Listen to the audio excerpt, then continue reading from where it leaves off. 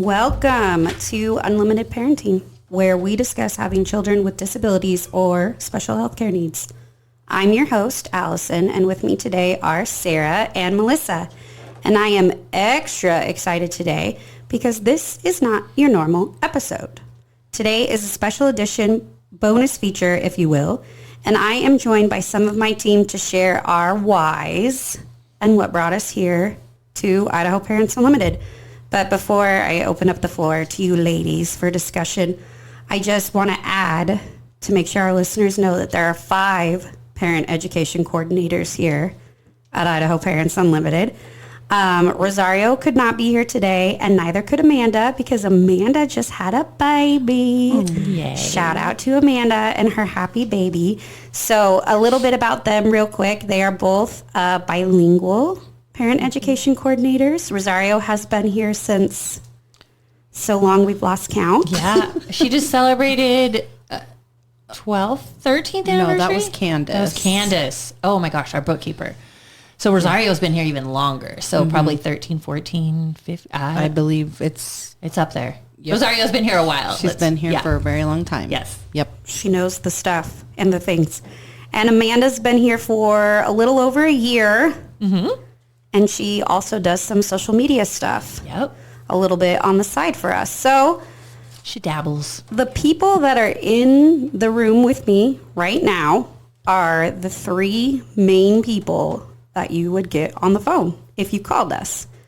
Yeah. Hence all of us collecting in this room today to talk to you so that you know a little bit about, when you call, who are you talking to? Are we parents? What are our credentials? Well, how do we know the stuff? Who wants to go first? Do you want me to eeny, meeny, miny, moe it? Yeah.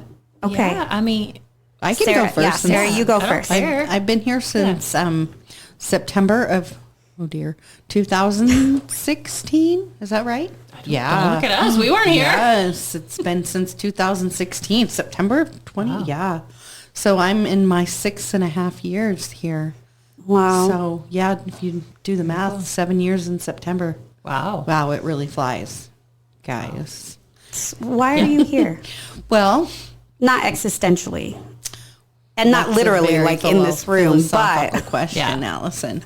No, I have 3 children. My oldest is 24 years old. And then I have a 22-year-old.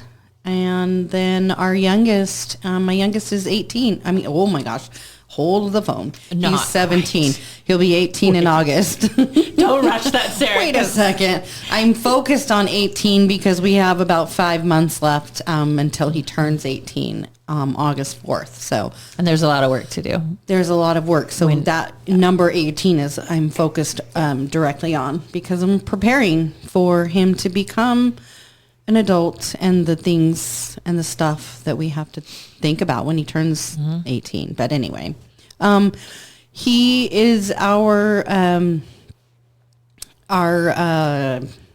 what do you want to call him? Our sweet boy who... he's the reason you're here. He is the reason. Truman. He is the reason that I found myself in this position and the experience that has led me to be here. My credentials are in Truman, and along with that comes a fast-track nursing degree, honorary, I should say. I did not go to school for that, but I certainly know a lot about the medical field and raising a medically complex child. He's been in school accessing special education since he was in the NICU, the neonatal intensive care unit at St. Luke's, then went to the infant toddler program right out of there, and early childhood developmental preschool, and from there we've been using and accessing special education services and probably will until he's 21. But yeah, home and community-based services. So yeah, everything that we do here in our office, we've had a direct relationship with. What is it? Lived experience is the best experience. Mm-hmm. Absolutely. I do have a college degree, but it has helped us along our way. But I started out wanting to be a preschool, elementary school teacher. I was a preschool teacher for quite some time. And then I went to formal education to be a teacher. And just before I was ready to graduate, I had Truman. So I didn't feel it was very fair to be in a classroom and have a child with complex needs that we weren't prepared for. So anyway. But in your past life, you were going to be a teacher. I was. But And now I am a essentially, teacher. You I are, am. right? Yeah. I teach families and I teach youth, and I used to coach at the high school. So I've been able to use my experience, formal training and informal training, to teach families and share my experience just as I would in a classroom. Fair enough. How about you, Melissa? Why are you sitting am here I in here? this dark room with me? I don't know why. Because you made me do it. No, I'm just kidding. I'm so sorry, listeners. I feel like that might need a little bit of an explanation. We're in a room where the light shuts off if we don't frantically move every 30 minutes. I'm sure there's a way to fix that, but so we're sitting here by candlelight. It's very, we It set sets the mood. It does. sets the mood. Yeah. Ambiance. I am sitting here because I also had a child that was born and required me to be his advocate. I didn't set out wanting to do this. I didn't, I didn't sign up to do this just because, You thought it'd be neat? because I thought it'd be neat. I had a child that made me become an advocate. I had a child that forced me into this line of work, and I am so incredibly grateful for it. This isn't what I wanted to be when I grew up. I don't think any one of us did. I didn't know this world even existed. Exactly. I Same. didn't even know this world existed. Yeah. So my background is not anywhere even close to this. I have a degree in HR, business management. I was in I worked in the retail sector, worked in training and operations, and then COVID hit, and I couldn't do that for another day in my life. And this just I saw an ad on Facebook. So potentially that's why Facebook could be why I'm here. Thank you, Mark Zuckerberg. Thank you, Mark. And I read I'm it. here too, actually. Really? Yeah. Okay. A friend saw it. Yeah. I read it, and then I was like, nah, whatever, I have a job. And then I came back to it, and I read it, and I could do that. I could totally do that. I could help parents navigate these systems that I have been navigating. And at that time, so I've been here about a year and a half. I started in January of 2021, right in the middle of the pandemic. That was interesting. I had a job an interview on Zoom. I mean, all this stuff was very new. It was crazy. But that's why I'm here. I'm here because I have 4 kids.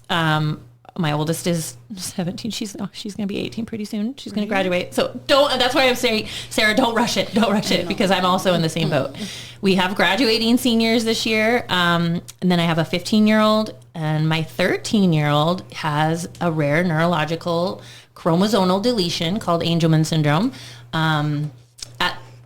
We found out when he was 9 months old. He had a big old huge seizure that kind of fast-tracked our diagnosis.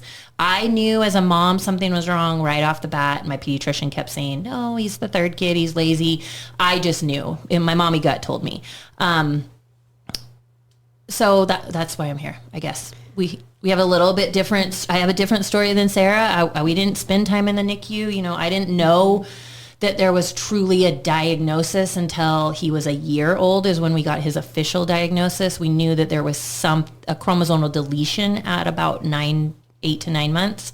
And then we started into the programs, like Sarah said. Then we were in infant toddler. Then we were in all the therapies, developmental preschool, accessing special education. Reese is now in the 7th grade, and he still is accessing his education that way, through special education. He will be until he's 21.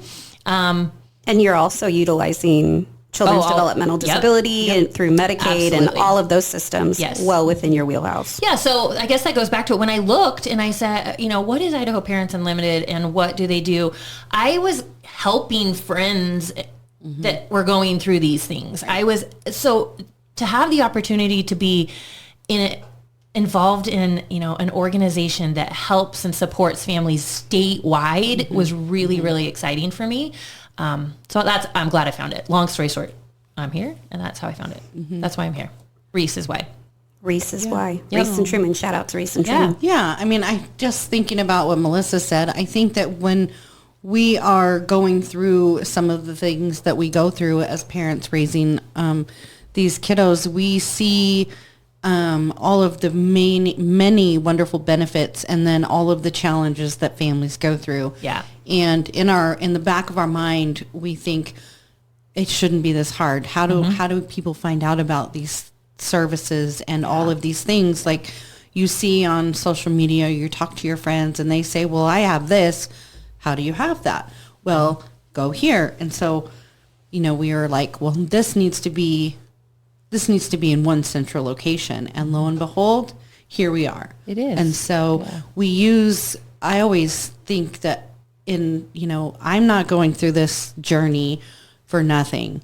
I mean, I've got to take what I'm learning in the trials and how hard it is sometimes and how good it is, and share this so that I'm not just going through it just to go through it and not waste my time. But this stuff is, I won't sugarcoat it. This stuff is hard. And I've got to be able to share what I'm learning in order to help others. And that's what we do here. We want the journey and the path to be as empathetic and not easy, because I won't say it's easy, but as smooth as it can be. Like if we can give you a resource that you weren't already aware of, and it makes your life even a smidge easier. Right. Like nobody's gatekeeping the information, but it's really hard to figure out on your own. Right. And, there's people here that get it. I guess that's the other thing. Working in an organization before, my organization was great that I worked for. I'm not saying that it wasn't a wonderful experience. I have so many friends from there. But to work in a workplace that every single one of us is a parent of a child with complex disabilities or special healthcare needs, or, just disabilities in one way or another, we get each other. And when we, that's so nice to be able to have that, to be on a team that truly, truly understands what you're going through. We have staff here who have kids with mental health diagnoses, complex mental health diagnoses, accessing the Idaho's Yes program services, and we see it all here. There isn't a story that, unfortunately, that shocks us. So I want to ask you, Allison, why are you here? Yeah. How much time do you have? Are you going to say Facebook too? I'm actually not going to say Facebook. So I found Idaho Parents Unlimited through my children's school. Very nice. Super. Yes. So on one of the monthly flyers, there was a little blurb about how there was a thing called parent leadership upcoming, and it was going to be in our region. And they said, this is for parents of children with disabilities or special healthcare needs. If you're interested and want to be active, click here and apply. And I did, because I was trying to be as active as possible, because my kids were, I don't know how to say it. My kids don't look unique, disabled. Yeah. Is that a good way to describe them? Yeah, silent disability, absolutely. Yeah, they I just get the people in the grocery store who say things like, you need to discipline your child. Right. Because they don't see him as, being disabled. So I was actively trying to be in the community, applied, got accepted, went to leadership with all of these other ladies that you hear here. And from there, I actually remember being in McCall at leadership and thinking, wouldn't it be so cool to work here? Like, wouldn't that be cool? And then they had a job opening, and here I am. Yeah. The rest is history. The rest is history. Yeah. Unlike Sarah and Melissa, it was my oldest child who started it all, I guess, spent some time in the NICU. He's always been what I lovingly refer to as the gray area. He doesn't jump out. Oh, he is. In one, if you're in developmental preschool, they say you have to be 3 standard deviations away from the mean in one category or 1.5 in 2. And my son was consistently like 1.45 away in a category. So it's always been, this is truly a child that we need to help, but we don't know where to stick him. But so that's me. My second child came along a little more apparent, I want to say, than my first child. More recognizable that this was a kid who could definitely benefit from early intervention, which huge proponents of early intervention here, because that is where the work is done. Absolutely. We have put in time in early intervention. And yeah, I would say I can't speak highly enough of it. Yeah. So those first 2 kids, they're now in 2nd and 1st grade. Unlike my other coworkers here, my oldest son is solely supported by a 504. He did have an IEP, but now he's just on a 504. And I still know a lot about IEPs, and we're accessing children's developmental disability. Like Sarah said earlier, I am that parent with a child who's supported by the YES program, dual diagnosis with some pretty complex mental health things going along with both of my boys being autistic. So yeah, I have a total of 3 kids. Went to school for psychology. Wasn't sure if I was going to be a psychologist or a therapist, but I was going to be somewhere helping people. And I had kids, and I stopped working, and everything changed. And it's kind of like what Melissa said earlier about how you just know there's something a little bit different. And you guys, both Sarah and Melissa, had the benefit of having other kids first. And so it might have stuck out more to you. Yeah, I think you're right. But I was just like, when your kid is 9, 10 months old and they're babbling, mama, dada, and then all of a sudden there's like a solid year and a half where they say nothing. That's just not in the book, right? Right. Yeah, no, that's not the book. And I'm like... And, I mean, that brings up such a good point. When parents are calling us because this stuff isn't in a book. Right.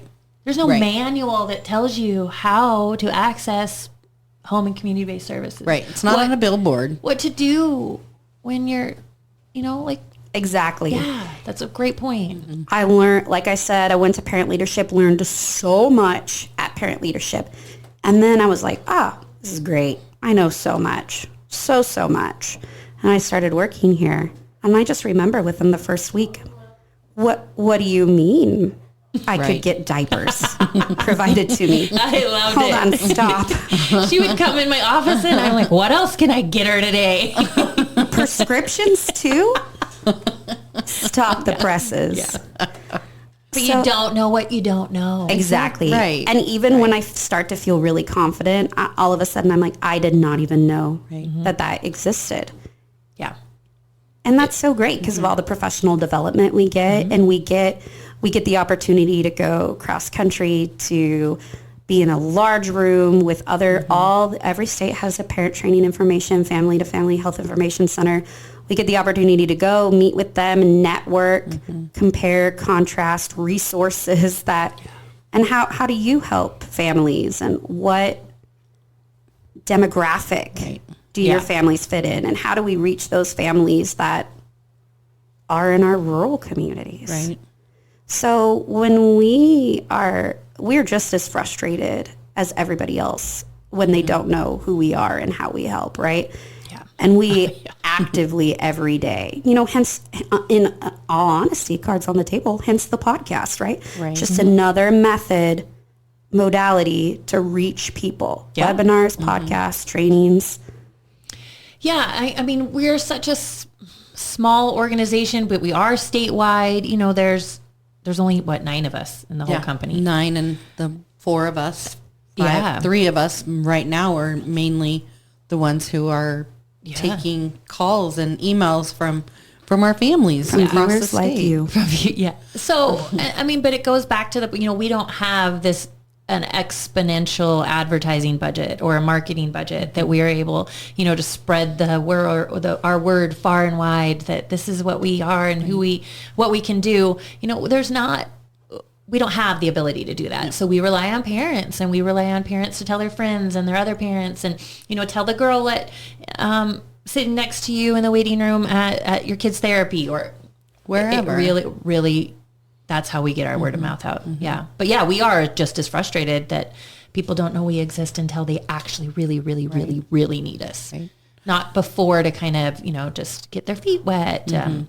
It's usually pretty bad. But on the flip side, if we do have a parent who's, got a new diagnosis, they're just dipping their toes in the water. We have a lot of established resources. Right. Yes. And we start slow from the beginning and try not to make it overwhelming. No. I think that's important that you said that, Allison, because we do, and I just had this conversation with someone else the other day, that we remember what it was like. I remember leaving the NICU with a binder filled with resources, filled with information. Did I open that once I got home? No, it was overwhelming. And so I think that when we do help our families, we try to do it in chunks that are manageable and realistic, and so that we can give this little bits of information to our parents and families and grandparents, whoever it is calling our office, little chunks and bits of information and resources or steps that they could potentially take in order to get what it is that they need. And then we always are here for the next step. Or I would always say that comes from our experience. Right. I mean, your binder didn't work. It didn't work. There was no way you could have opened that and then gone, okay, I'm going to do this, and I'm going to do this, and I'm going to do this. You needed a human to really help you. What is the first step? Right. And that's what we do. Mm-hmm. I wish that I had known about Idaho Parents Unlimited right when we got Reese's diagnosis. It would have been huge because I didn't have a clue, and I figured it out on my own, but it was trial and error. Right. And parents wouldn't have to do that if they knew that there was a resource, and every state has an Idaho Parents. Well, they may have be called something. It obviously is, yeah. But a parent training and information is in every state, and that's a resource that is so underutilized. Let's leave it like that. And I don't want people to feel like it's a one and done. Like typically we're working with you for years. Yeah. As long as you need. Yep. And I think another really important thing to mention, a benefit of working here is, you call me, you're not just calling me. I'm going out to Melissa and Sarah, and we're all brainstorming together to figure out, is there another resource you could help this? What would you say, kind of a thing. In fact, we just did some rearranging in our office to make it easier for us to collaborate together. I think we could just yell now. We don't even have to walk out of our office, right? No, but we will. But yeah, I mean, we do, all of us, even though I've been here for almost 7 years, and Angela, our executive director, who's been here for, I think she's going on 11 or 12 years as well. We all collaborate with each other on the issues that we're taking the calls and emails for. And additionally, we're very active, and we follow closely legislation and collecting testimonies from parents, and, calling on people who feel comfortable speaking to Idaho legislature. And we're active kind of in all, if there's an area that touches parents or children with disabilities, we're there, and we have a seat at the table. Yeah, our partnerships are just, our statewide partnerships are unbelievable. Yep.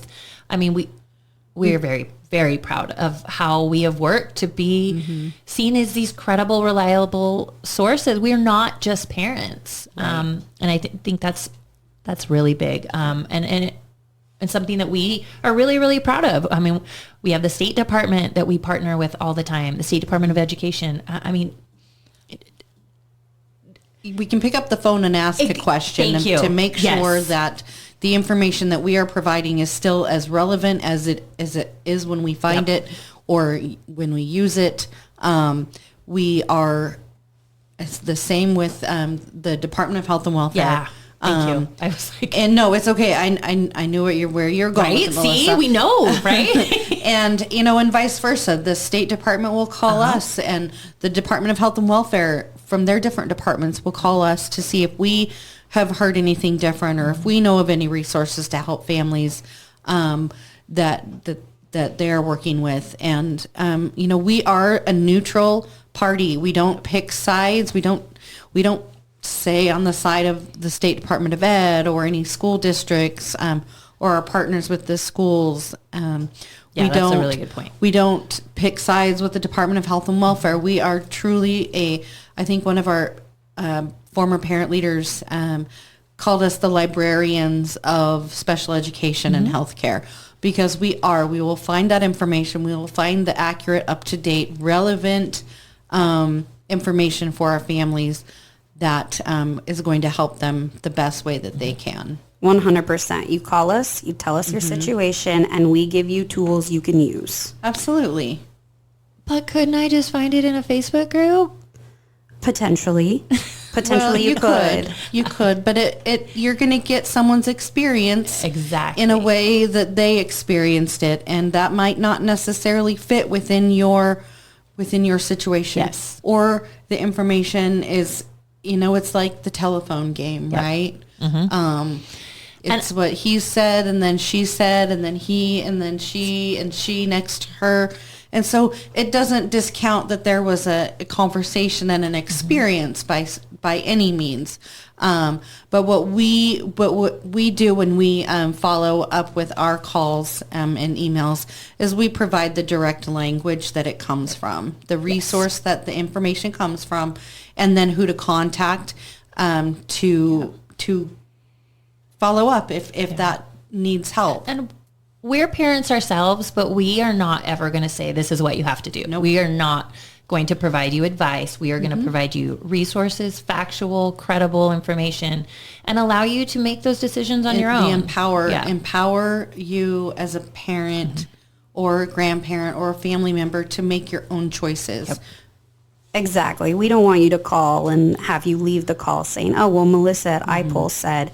We want you to leave the call saying, well, I got these resources. The special education manual for Idaho says, or this from the certified family home portion of Health and Welfare's website says, we're going to cite our sources. We have the receipts. Yes, we're bringing receipts. Yes. We are. I like it. But on the flip side, if you say your child has just been diagnosed, you have an autistic child, I might say, well, this is what I did. Absolutely. Yeah.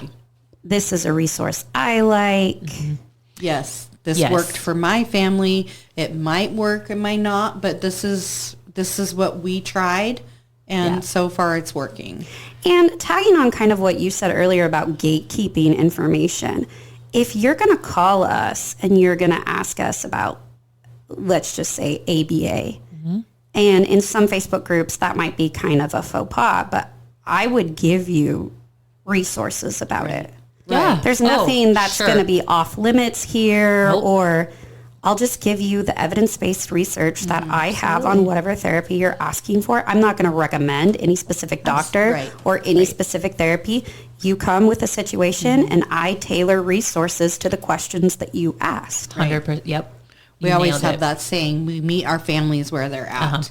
And that's what that means. We meet you where it is that you need your information. Yeah, and I would even go so far as whatever modality you need your information. Yep. We are finding, hence the podcast, but we are finding that, different parents have different ways of receiving information or how they need to be able to receive information. So if you need to text, we can text. If you want to email, we can email. If we need to Zoom, we can Zoom. I mean, we really do meet families where they're at, because we recognize that it is as a family member, it can be really difficult to find that space. Yeah. Okay, I'm going to put you on the spot. What is one thing that you wish parents knew about whatever you want it to be about calling IPL, about being a parent of a child with a disability or special health care need? Is there anything? I wish they knew about IPL. I wish they knew that every state has one of us, because I wish I had known that. I'll jump in too. I wish parents had the knowledge that every state is different.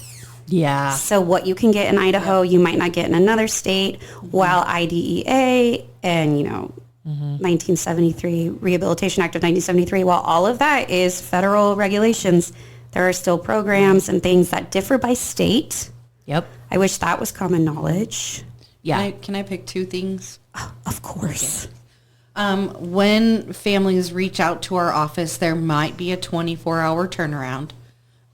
So you're not going to directly be able to call and email unless you have our direct emails or whatever, but it might take up to 24 hours for someone to get back to you. Because there's not very many. Because there's only, right now there's 3 of us. Yeah.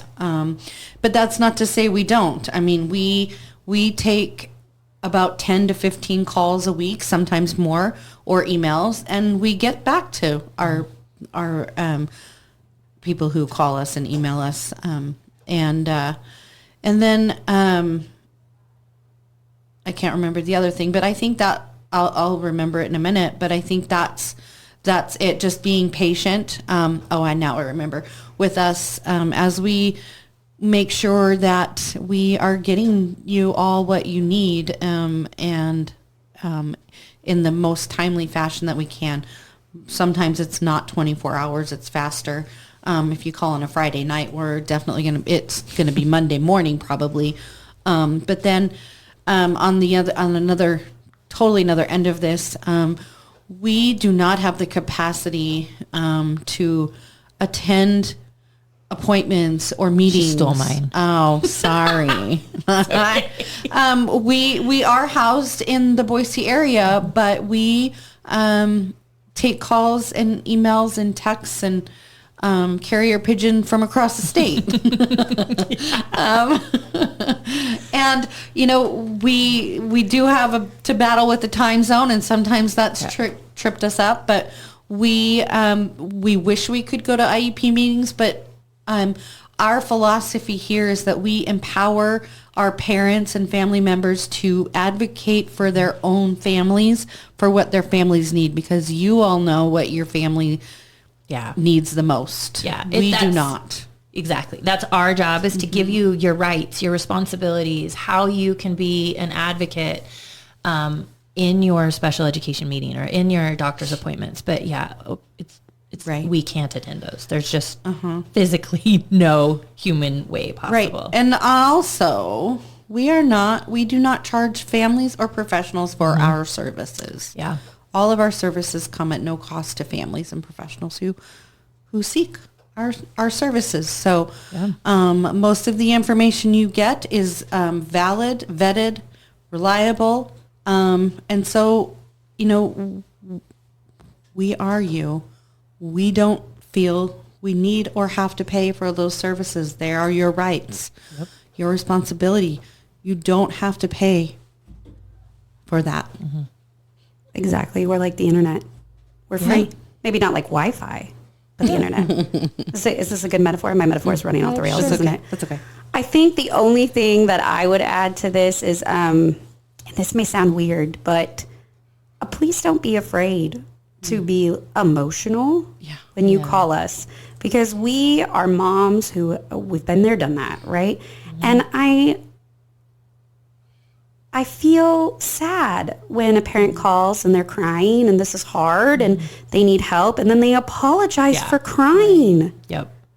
I mean, I don't know why, but like, please feel comfortable telling us as much as you feel comfortable telling us. Mm-hmm. I mean, our society has just made us feel like we have to apologize anytime we show emotion, but we get it. We have all been in that meeting. That, right? Yeah, we've all been in a meeting that we've cried. We've all walked out of a doctor's appointment and just I mean, we have all been there, I guess, is that just the I mean, we just have been there. And if we haven't, I mean, I guess that's the other thing that I would just love to let people know. If they call and I am routed their intake and I don't know anything about,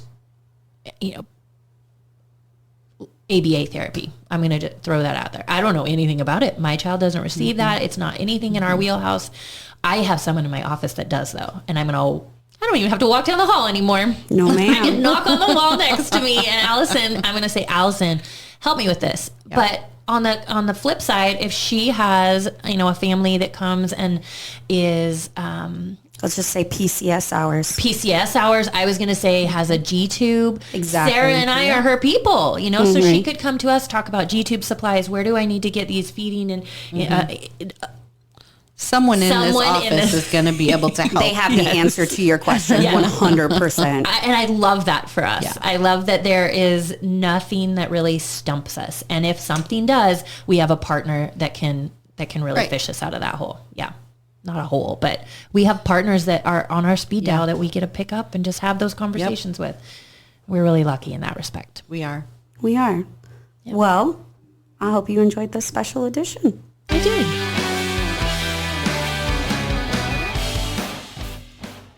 Thank you so much, everyone out there, for listening in. If you are in Idaho or planning on moving over here to Idaho and have any questions on systems or services for children with disabilities or special healthcare needs, please reach out to us on our website, ipulidaho.org.